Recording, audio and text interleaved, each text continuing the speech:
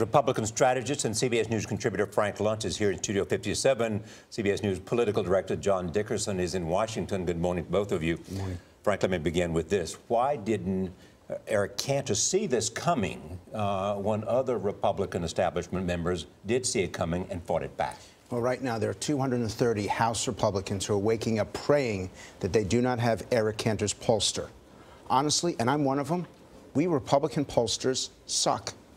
We have no ability to be able to analyze the electorate. His pollster told him 12 days ago that he was going to win by 34 points, and then he loses by 10. So, number one, he didn't even see it coming. Mitt Romney's pollster, he told him he was going to win.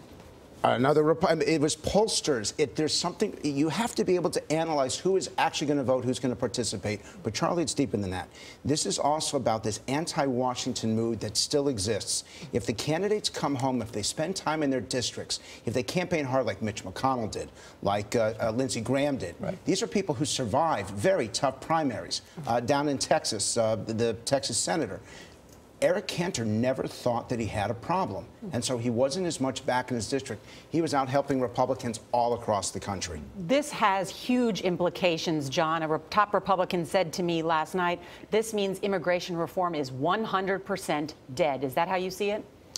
Yes, although it was 99.5% dead, because even before this, you had a lot of, in February, I talked to a House leadership aide, and they said, look, the Chamber of Commerce wants immigration reform, lobbyists want immigration reform, but they can't primary a member of Congress. And what they were saying essentially is they don't have the power that the grassroots has to put a challenger up against a sitting member of Congress. And that fear of a challenger is what keeps members of Congress nervous and from doing anything bold or different than what their constituents want. Well, that was the fear in February. Now we've seen a race where even if you've got the power and the money of the majority leader and you've been in Congress for 7 terms, you can still get walloped by a grassroots candidate. And this was a true grassroots candidate. He wasn't just propped up by a bunch of elites claiming to speak for the Tea Party.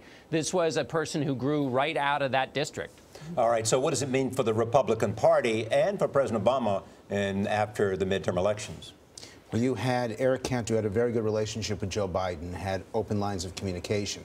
I think for the GOP, it's going to be very dangerous now for a Republican to talk to Democrats, as it was Democrats to talk to Republicans a few years ago, that this is a blow for conversation. This is a blow for some sort of cooperation, and I think it's bad for the country, not just bad for the Republicans. I'm curious about what it means, though, for the midterms and for the 2016 presidential race. If immigration reform is dead, totally dead, what does it mean for the Republican Party's efforts to regain a standing with Hispanic voters? It's going to be very tough. When Mitt Romney used the phrase self-deportation, that was the end for a lot of Latinos. And the challenge now for the GOP is to be able to appeal also. It's not just the Latinos. It's middle-aged women in suburbs who see how the Republicans relate to these other groups, and that's how they decide, does the GOP care about them? John, are we making too much of one election here in terms of the Republican Party? Well, that's what we do, and so yes, we are.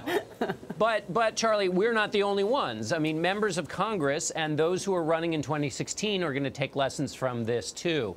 And the lesson is, do not get too far from what your base wants. And so I think that's not a new lesson.